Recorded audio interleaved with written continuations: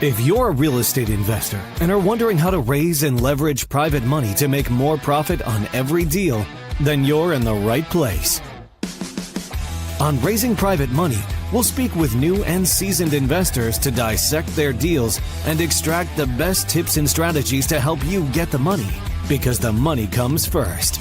Now here's your host, Jay Conner.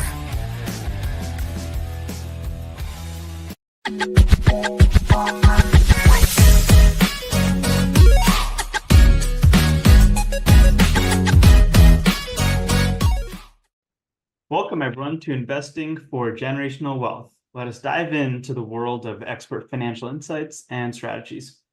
Before we begin, a quick disclaimer: we are not financial advisors. All investments are subject to risks, including the possible loss of the money you invest. So perform your due diligence before making any financial decisions.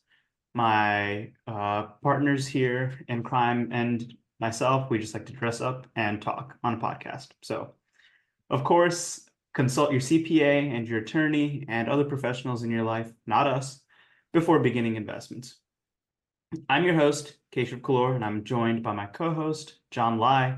And welcome to today's episode, Fire Your Banker, Alternatives to Bank Funds and Hard Money. And here with us today to speak on that topic is Jay Conner. Jay, thank you for being here with us today. Absolutely. I'm excited to be here, and thank you so much for inviting me to come along to talk about my most passionate topic, that being private money, because after all, private money has had more of an impact on our real estate investing business than any other strategy over the past 23 years that we have employed. We can't wait to get into it. So before we dive in, if you could just give us a quick background about your journey, how you got started, what it's looked like along the way and where you are now. Sure. Well, my wife and I started investing in single family houses here in Eastern North Carolina all the way back in 2003. That's when we went full time. We're in a very, very small market. Our total target market's only got 40,000 people in it. But we do 2 to 3 deals a month in this small market. Our average profits now are $82,000 per deal, per deal. And I don't share that to brag whatsoever. The reason I share that is to make a point, and that is you don't have to be in a huge, large market to make significant income. Case in point, our total market here is only 40,000 people. And there's an argument to be made that there's a big advantage to be in a smaller market, because I would much rather be a big fish in a small bowl or a small pond than being, a small fish in a big bowl. So you can really dominate your market. So I advise people, instead of investing right there in the big cities, go out there in the outer suburbs. Well, so we started in 2003, rehabbed over 500 houses here in our local area since that time. But the first 6 years that we were investing in single family houses, we relied on the local banks to fund our deals. That's all I knew to do. But then in January of 2009, things changed rather abruptly because there was a global financial crisis and the funding was like cut off overnight. So I lost my line of credit at the bank, and I knew I had to find a better and quicker way to fund my deals. Hence, that was the birth of private money in my world. And since that time, I've never missed out on a deal for not having the money. We've got 47 private lenders that are investing in our deals now. I was able to raise $2,150,000 that first 90 days of being cut off from the banks. But here's the point of that story. I've never asked anybody for money. When I was borrowing money from the banks to fund my deals, I had to do applications. I had to get on my hands and knees and beg and persuade and say, please fund my deal. But in this world, there's no begging, chasing, selling, persuading. There's no selling whatsoever. In fact, you're already approved in this world of private money. So how do I have all this private money, $8.5 million in private money available for our deals without ever asking? Here's the secret. What did I do? I put on my teacher hat, my private money teacher hat, and I started teaching people that I had some kind of connection with what private money is, how they can get high rates of return safely and securely. how they can use retirement funds to invest and be a passive real estate investor and earn money either tax deferred or tax free. So I just started sharing with people in my own network how they can become involved. And so it was all through teaching and educating that the money started chasing me instead of me chasing the money.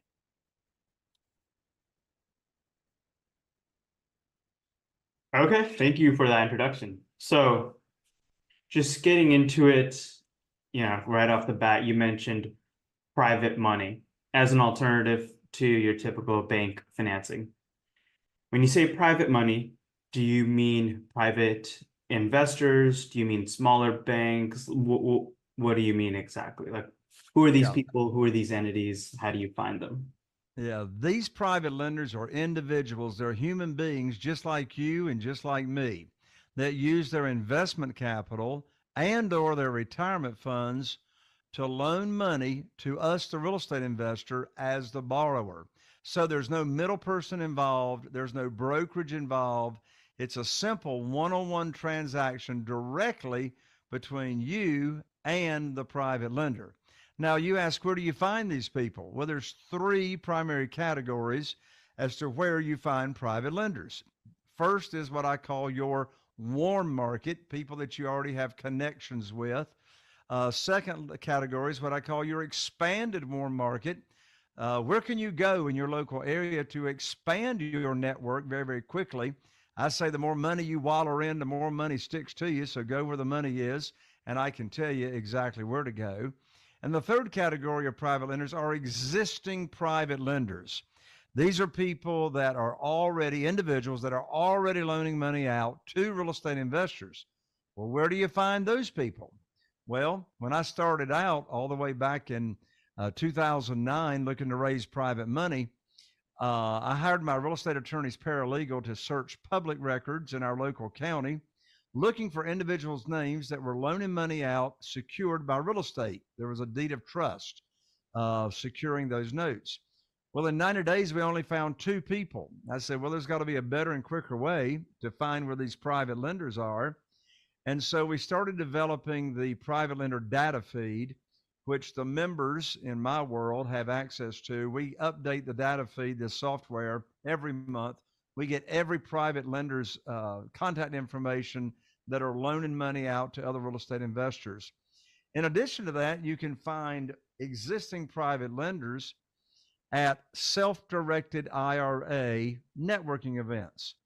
So interestingly enough, over 70% of account holders that have an account at a self-directed IRA company, that's also known as a third-party custodian, want to loan money out to real estate investors. They want to be passive. And I've got a particular self-directed IRA company that I recommend to everybody that my private lenders use. I don't know if you guys have got one that you endorse or not, but that's where you can find a lot of private money very, very quickly as well. So again, through your own connections, people you go to church with, people in your cell phone, people you go to the Rotary Club with, who do you play golf with? Where do you go on a consistent basis that you see the same groups of people every week? Those are the people that you got the closest connections with. You got a close bond of trust, and people that trust you are going to be more likely to do business with you very, very quickly. So your own connections, where can you go to grow your connections? I can tell you where I've gotten a lot of private money, and that is I joined BNI, which stands for Business Networking International. Business Networking International is founded by Ivan Meisner decades ago. And what's beautiful about Business Networking International, you join that organization, your local group, and now all the other members in the group are promoting you and endorsing you. So you go join as the real estate investor, and you tell people that you are paying high rates of return safely and securely to your private lenders. So you educate your fellow BNI members, and now they refer people to you that are not happy with their investments, that are looking for a more stable and higher rates of return. Those are the three main categories where you find private lenders. Are your investors typically investing in a particular opportunity that you present, or have you already cultivated that relationship that they'll just lend you the money and then essentially await the opportunity once it's found? That's a great question, John. So the private lender does not loan me directly the money.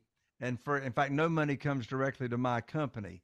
So what they are doing until after closing. So all of the notes are backed by the real estate that we are buying. So for example, every real estate, every property that we buy, when a private lender funds that deal, or in fact, you can actually have a couple of private lenders, more than one or two, funding the same deal, they each get their own promissory note and their own deed of trust. In most states, it's called a mortgage. So we're not borrowing unsecured funds. We're borrowing secured funds. So the notes are backed by the real estate we're borrowing. The private lender wires their funds directly to my real estate attorney's trust account. Some states, it's a title company that handles the closing. But the funds are wired directly to the closing agent, title company, real estate attorney. We close on the real estate. And then when there are excess funds to close at, excess cash to close, then that excess cash then comes to me and I'll use that for rehabbing the property or whatever. But that's a great question. The funds will go directly to the closing agent and do not come directly to me. Have you ever looked at the funds of fund model where investors do invest in a fund, maybe not necessarily you again, but a fund which accrues in the event that there are, you do find these opportunities in the future, and then the funds are invested? Yes. Typically, when people invest in a fund, typically that's going to be for a commercial property. Everything that we do with single family houses is what's called one-offs. One-offs. So you have a property funded by a private lender or one or two private lenders. And so they're investing directly in that property. In contrast to that, if you're doing, an apartment complex or a commercial property, self-storage, etc., then typically you would create a fund and you would an SEC attorney to draw up that private placement memorandum. And so then your private lenders and investors would invest in the fund. And depending on how the fund is created, they perhaps will get a return during the course of the transaction and the purchase and the remodeling, et cetera. And then they may get a percentage of the equity and profit on the back end of the deal. With these one-offs with single family houses, the private lender is getting an interest rate, and that's it. They know exactly what their interest rate is going to be. I pay 8% right now, no points. They get 8%, and there's no joint venturing. There's no participation in the equity on the back end. It's a very, very simple one-off transaction. Got it. Thank you. How did you fare? How did the private lending business fare, or private credit in general, when interest rates have been super low these past, not now, obviously, but, before that, right? Because why would someone invest into a note, what maybe the rates were like, I don't know, 6% or 5%, but the stock market was on a tear, real estate equity was on a tear, etc. Sure, great question. Well, so one question I get similar to that is, well, Jay, prior to COVID, the 12-month certificate of deposit at the local bank got down to an average of 0.17% annual yield in a 12-month CD.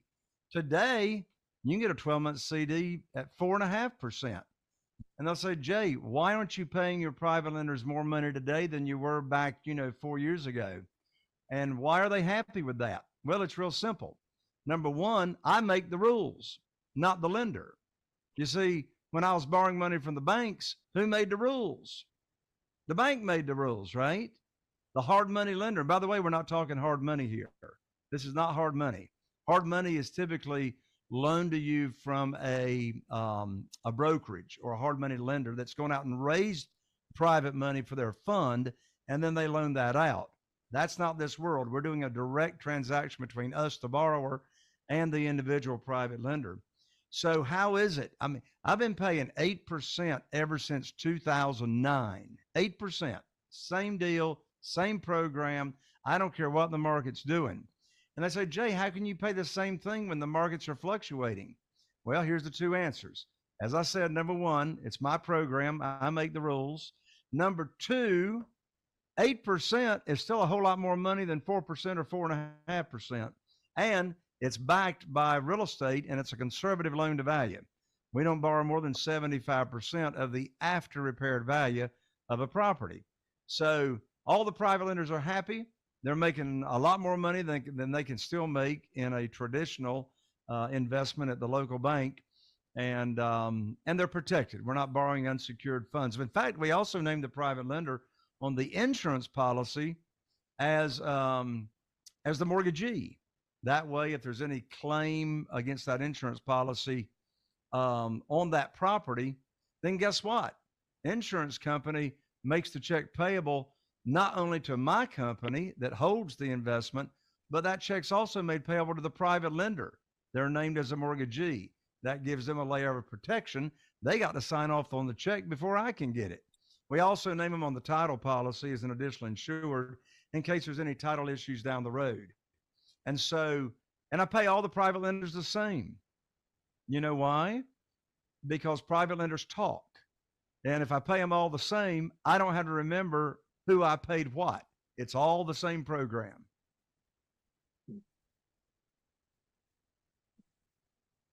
So just a reminder, if you have a question, submit your questions in the Q&A box. I don't believe our chat box works right now, but Q&A box, please submit your questions there.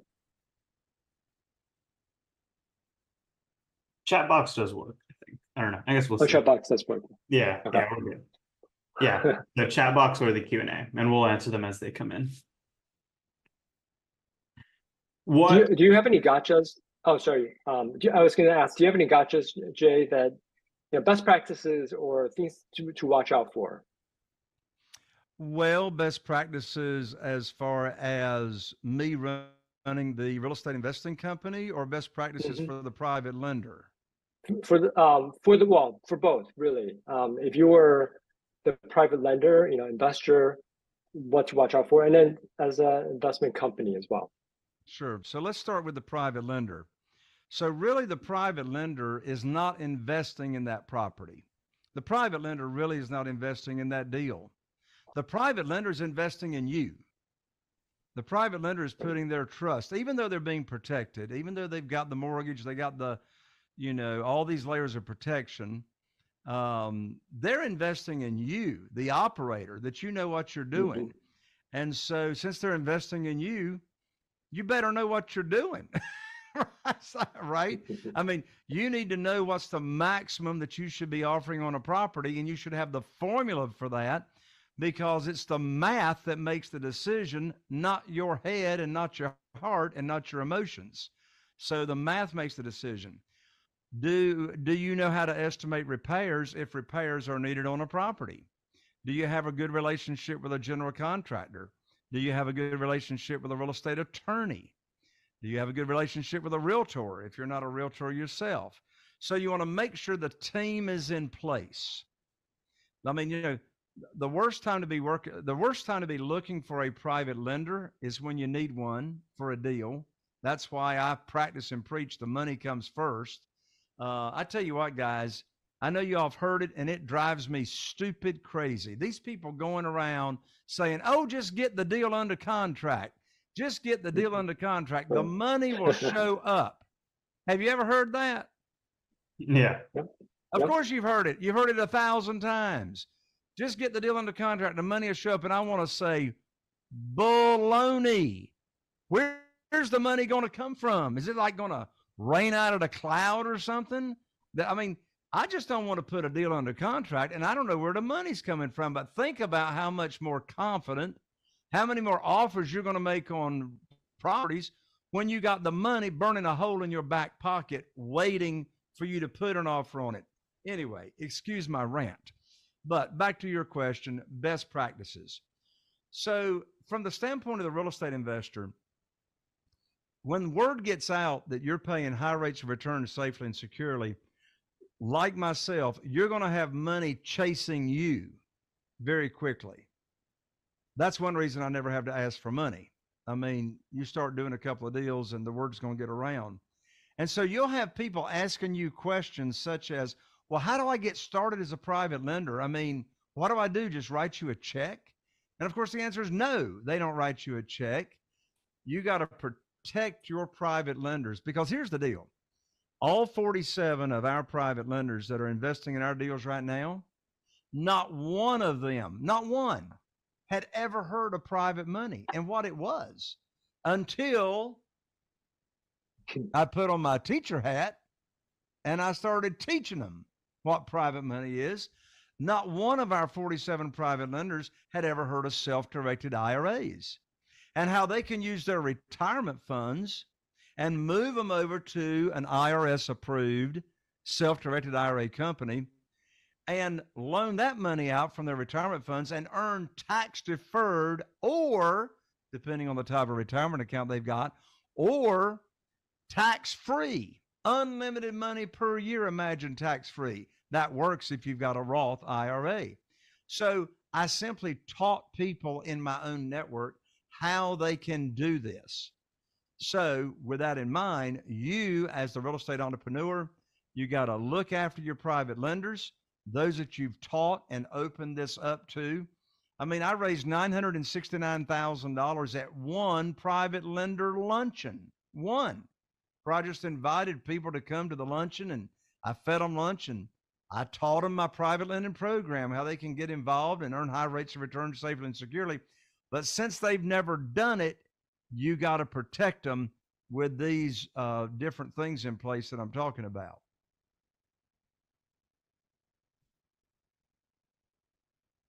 What else would you recommend they look out for in addition to making sure they're investing with the right person? Is there underwriting they should ask for, like pro formas, anything like market reports, anything like that? No, I don't even have a credibility kit. I am my credibility, right?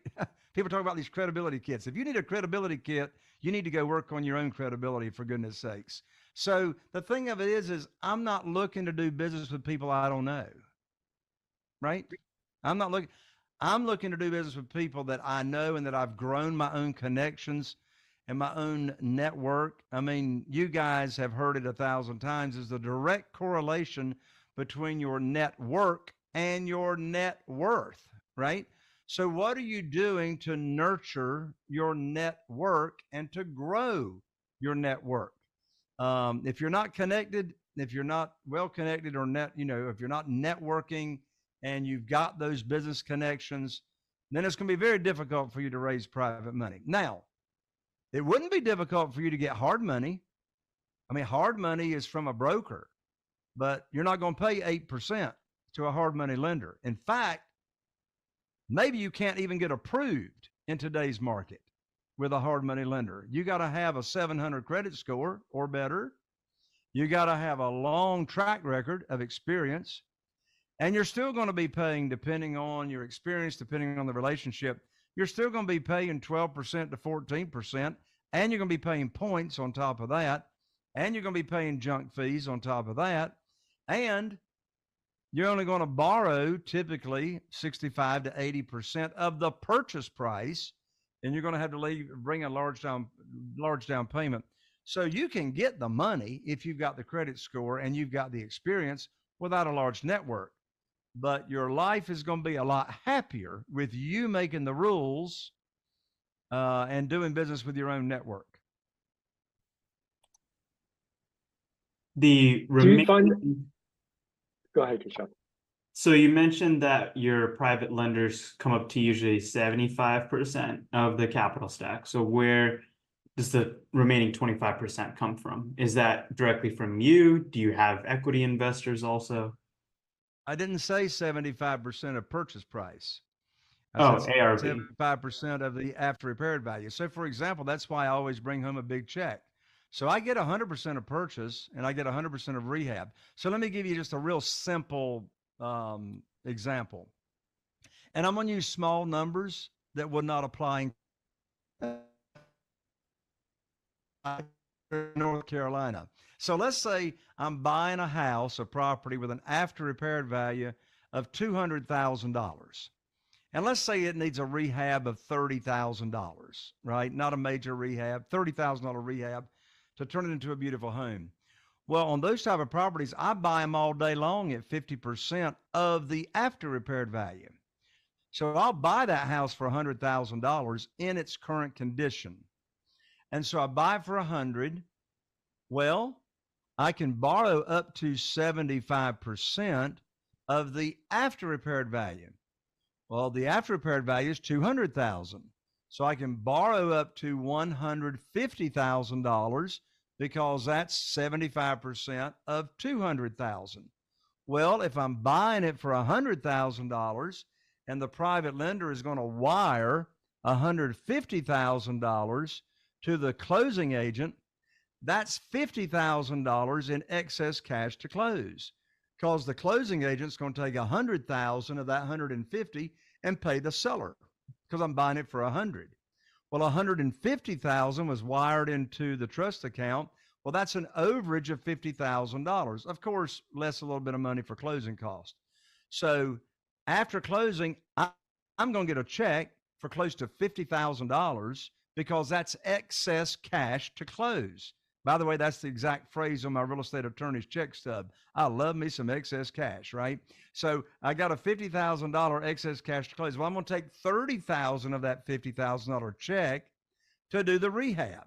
Well, it always costs more than you think it will. So maybe I'm going to use $35,000 of that $50,000. Well, that other $15,000 I can use any way I want to. That's what you call just pulling equity, out of a property. And then when I go to cash out, I sell it for $200,000 through my realtor. I still owe my private lender $150,000 because I'm paying or accruing interest only. So I'll sell it for $200,000, pay realtor fees, and pay off the private lender the principal loan amount of $150,000, plus, of course, any unpaid accrued interest. That's how I bring home a big check when I buy. So here's a check and balance. Excuse me. Here's a check and balance. When you're paying all cash with private money to buy a single family house, if you can't bring home a check when you buy, you should not do the deal. There's your check and by using the formula that I'm sharing. Borrow up to 75% of the after repaired value. You buy it. You should be able to bring home a check when you purchase. And if you can't, you paid too much for it.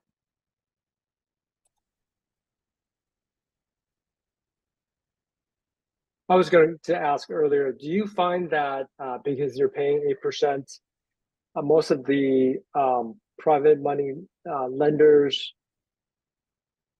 basically are allocating their portfolio as if instead of investing in bonds or really risk averse instruments, they're investing in you? Yes. And I've got private lenders. Some private lenders only have $50,000 with us. Some private lenders have $1 million with us. And of course, the private lenders that have $1 million with us, that $1 million is spread over different properties. We might use $250,000 on this property, $300,000 on another property, $150,000 on another property. And each of those loans have their own notes and their own deed of trust securing each note by that property that we purchased. Got it. Okay. My other question with regard to sources of investments is kind of the tax component of it. Self-directed IRA certainly has potentially a tax component, tax savings component. What are some other like tax strategies that investors, private money investors, can take advantage of? Yeah, you bring up a good point, John. That's really the only one that I'm aware of. So a self-directed IRA, if they're using those retirement funds, depending on the type of retirement account they have in the self-directed IRA, it's either going to be tax deferred or it's going to be tax free, depending Right. on the type of retirement account they have. If the private lender is using investment capital, and it was just liquid funds that they would be investing in the stock market or mutual funds or treasuries or whatever, then they are going to pay taxes on that income, just like they pay taxes on dividends that they earn off of stocks or whatever. So whatever tax, so it's ordinary income. So if they're just using liquid investment capital instead of having it in the stock market, then at the end of the year they're going to receive a 1099-INT, which stands for interest, 1099 interest.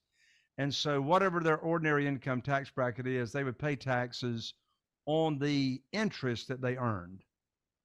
Got it. Okay, perfect. From the investment company's perspective, when you're raising funds from private lenders, in addition to the terms of the loan and obviously working with people that you know, like, and trust, and making sure the math checks out, like you said, the ARV value and all that stuff, what else would you recommend, if anything, to keep an eye out for? So one thing that I like to do is when they're using investment capital to invest in our deals, I give the private lenders in the promissory note in writing, I give them what's called a 90-day call option. 90-day call option. So for any reason whatsoever, if they have an emergency come up or they just want their money, they want to go on a vacation and they want some money. So all they have to do is just give us notice that they want to call the note due early. Now, the notes we put in place are typically 2 years. I typically don't use the money for 2 years, but we set the term up for 2 years. If they want the money back early, of course, when I cash out on the property, they get cashed out. When I sell the property, I can't keep the money. I can't keep the money. I'm going to keep that money secured by a property. Well, clearly, if I've sold the property, it's not my property. I can't secure the note anymore with that property. Excuse me. So when I sell, they're cashed out. But if they need the back prior to the note coming due or me cashing out, in the promissory note, there is a 90-day call option. So all they've got to do is give me a 90-day notice that they want to cash out, get their money back, their principal loan amount back, along with any unpaid accrued interest. That gives me plenty of time to replace their private money with another private lender. All I've got to do, I don't even have to go to another closing. I can take their note and I can sell their note to another private lender. And we don't even have to refinance the property. So that's, and my private lenders enjoy that. Now, I typically don't give that if they're using retirement funds, because the likelihood of them calling a note due early and its retirement funds are very, very slim, because they're going to have to pay a penalty if they call that note due early and cash it out. So they like that. Another thing that we put in the promissory note is we give what's called a minimum of 6 months of interest. So in the unlikely event that we buy a property using the private lender's money and cash out and flip it in less than 6 months, that hardly ever happens. But in case it did happen, in the note, I'm going to pay them at least 6 months of interest on that note, or unless I've got another property I'm buying immediately, or got another property that I've got equity in that I'm rehabbing. We do a lot of substitutions of collateral, also known as a loan modification. So the way the substitution of collateral works is on smaller amounts of money. Let's say they've got $50,000 on a note in second position, and we use that money for the rehab. Well, in that case, if I cash out and sell and they want to keep their note in play and keep earning money on their money, then I can substitute the collateral. My real estate attorney handles this for me. We keep the note open and then just move the collateral that is collateralizing that note.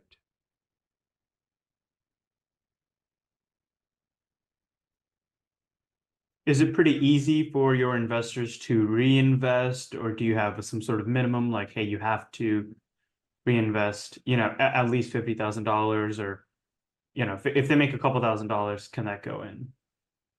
Yeah, so when we're doing a new note and writing a new note, my minimum is $50,000, and here's why. I got to pay my real estate attorney the same $450, whether I'm doing a $5,000 note or I'm doing a $500,000 note.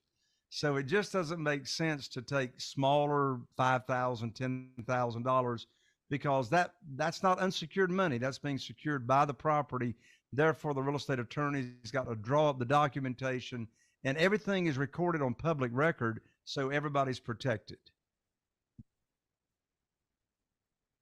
And you mentioned that each of these flips usually, on average, nets you around $80,000 in the market that you're in, Correct. and that you do 2 to 3 a year, I 2 believe. to 3 a month. 2 to 3 a month. Okay. All of that, the earnings that you make, does that go back into flipping more properties? What is your investment strategy for keeping the money that you do earn, keeping it growing and moving? Yeah. So the money that I earn, I have other investments that I invest in addition to single family houses. I've built shopping centers from the ground up. I've done condominium developments. I've done townhomes, and boat docks. so I like to diversify. But most of my business is investing in single family houses. Do you ever have a buy box, not so much for the properties you flip, as much as your investors? Like, they have to fit a certain profile, or are there any I guess profiles you try to stay away from? That's a great question, John, because our 47 private lenders, what they look like is very, very different. They're all over the board. I mean, we've got retired entrepreneurs that were in business for themselves for years, and they are private lenders with us.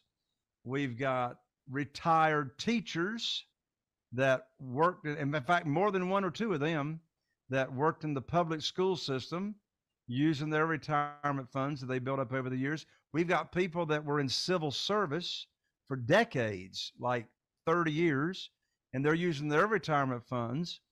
And I've had minor children under 18 years old as private lenders because they inherited money from grandmother and granddaddy, and the parents wanted them to use that investment or use that money wisely. So I've actually had minors. So don't rule out anybody. However, people ask me all the time, well, Jay, where do I start looking? I mean, where do I start looking to find these private lenders? I can tell you a great place to start. Make a list of the people in your cell phone that are retired. Make a list of the people in your cell phone that are retired. Why is that? Because there's a good chance they got retirement funds. And I can tell you, if they've got retirement funds in this market, they probably are not happy with the volatility of the stock market. And the older they get, the less likely they're going to live long enough to live through another correction. And is another correction coming? You better believe another correction is coming. And so the older the private lenders are, the more important it is for them to get a steady, reliable, confident rate of return on their investment. Okay.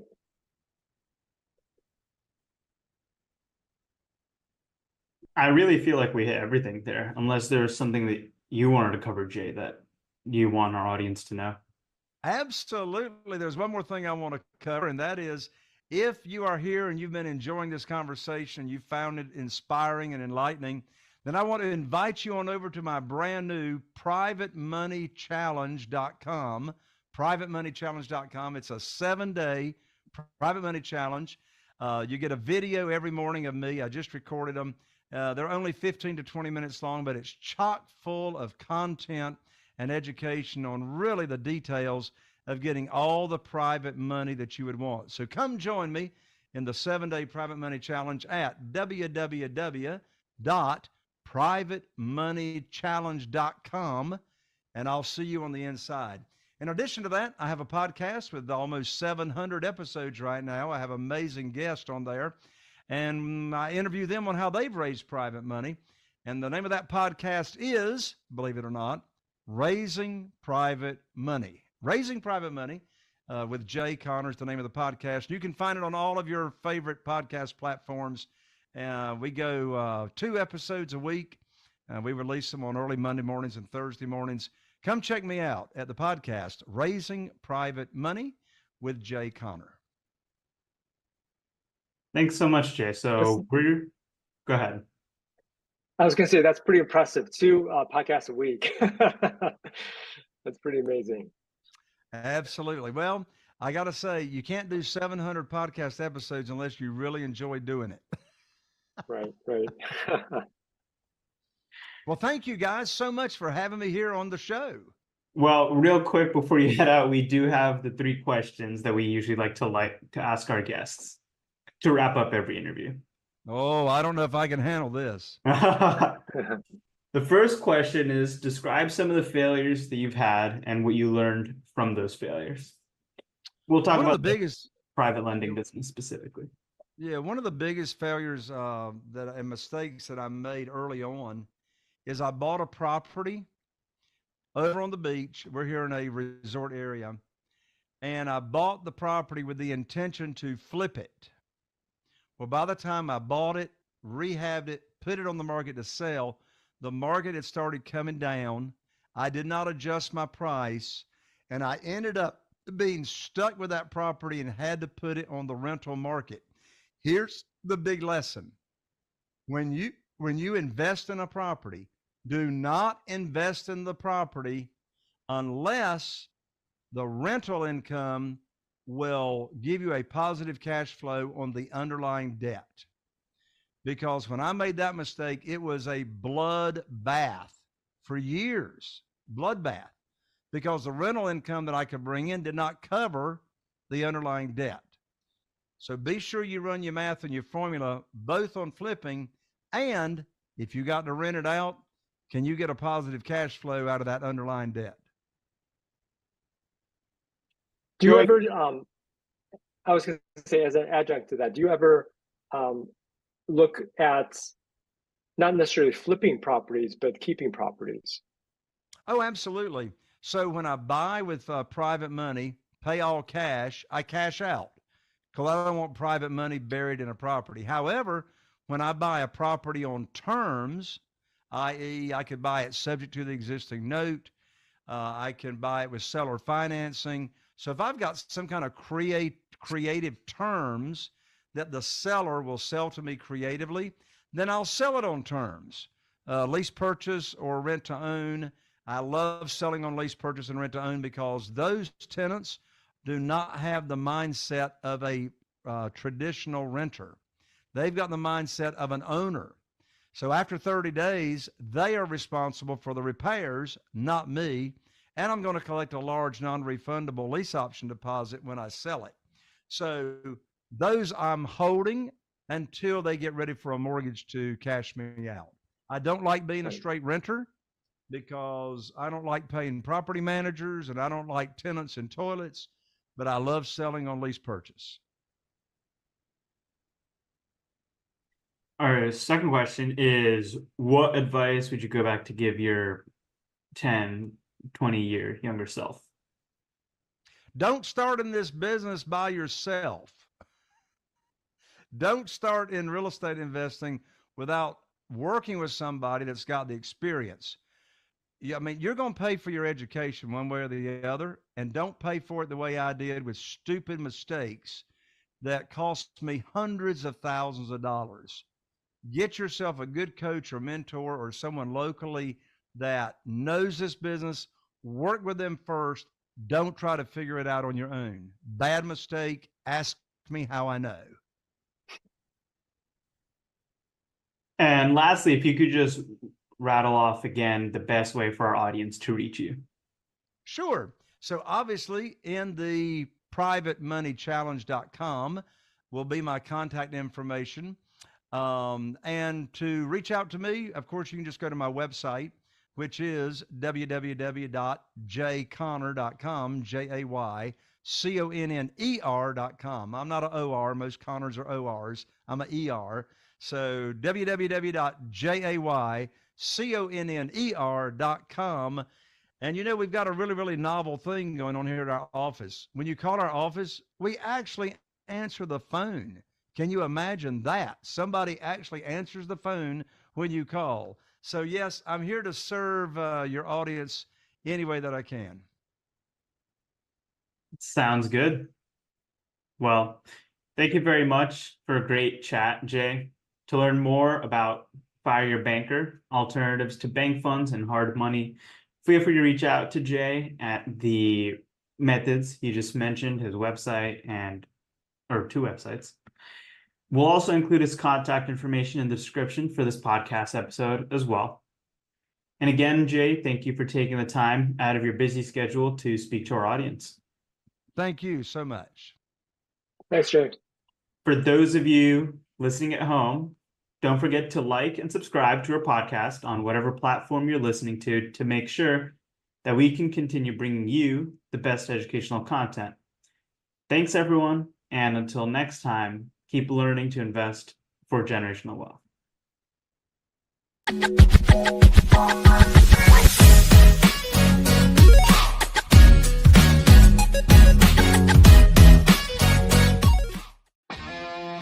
Are you feeling inspired by the knowledge you gained in this episode? Then head over to jayconner.com/moneyguide. That's JCONNER.com/moneyguide. And download your free guide that shares 7 reasons why private money will skyrocket your real estate investing business right now. Again, that's jayconner.com/moneyguide to get your free guide. We'll see you next time on Raising Private Money with Jay Conner.